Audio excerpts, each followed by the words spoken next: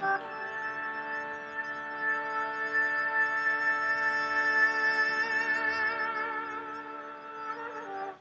Fatimid dynasty, lasting from 969 CE to 1073 CE, was an Ismaili Shia dynasty that controlled Egypt and portions of North Africa and Syria in the 10th and 11th centuries.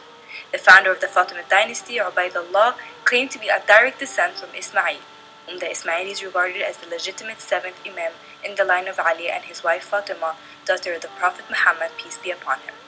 As the heirs of the spiritual authority handed down through this line of descent, Ubaydullah and his successors claimed to be the rightful leaders of the entire Islamic world. They therefore rejected the legitimacy of the Abbasid Khalifa of Baghdad, who belonged to the Sunni branch of Islam, and made a concerted effort to spread their influence by a combination of missionary activity and military conquest. The long period of Fatimid rule, lasting almost 3 centuries, and the dynasty's political and ideological principles brought with them a major architectural revival. Clear evidence of change is provided by the monuments of the period, with their many new or additional features deriving from the traditions and cultures of the locations they were distributed.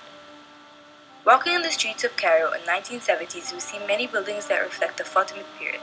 Cairo is created by the first Fatimid Khalifa as the new capital and was the formation of the Fatimid civilization.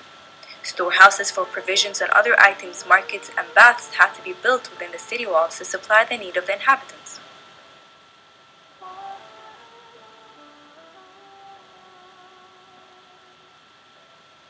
And now we go to the Azhar Mosque, which is one of the most important mosques in the city. It was built to the south of the palace in 970 to 972 and was the focal point of the city's religious life. Little is left of the original building since the mosque has undergone frequent renovation over the centuries. The building is measuring 5,800 meters squared and has brick walls with stucco decorations.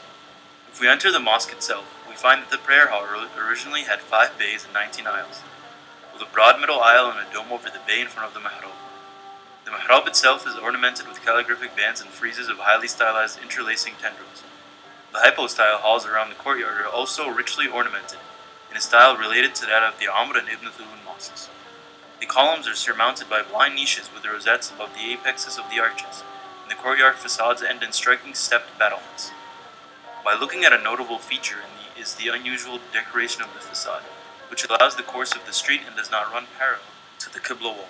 The central arch, which extends all the way up to the height of the building and is flanked by 2 narrower niches, not so tall, has a ribbed shell-like intrados with a medallion bearing decorative inscriptions at its center. Rectangular areas filled with muqarnas appear above these small lateral niches, and there are 2 blind niches with shell-shaped vaulting and small inset columns above these rectangles, echoing the shell-shaped intrados of the main arch. The individual elements are decorated with friezes of interlacing patterns, floral motifs, and calligraphic bands. There is a calligraphic frieze at the top of the facade.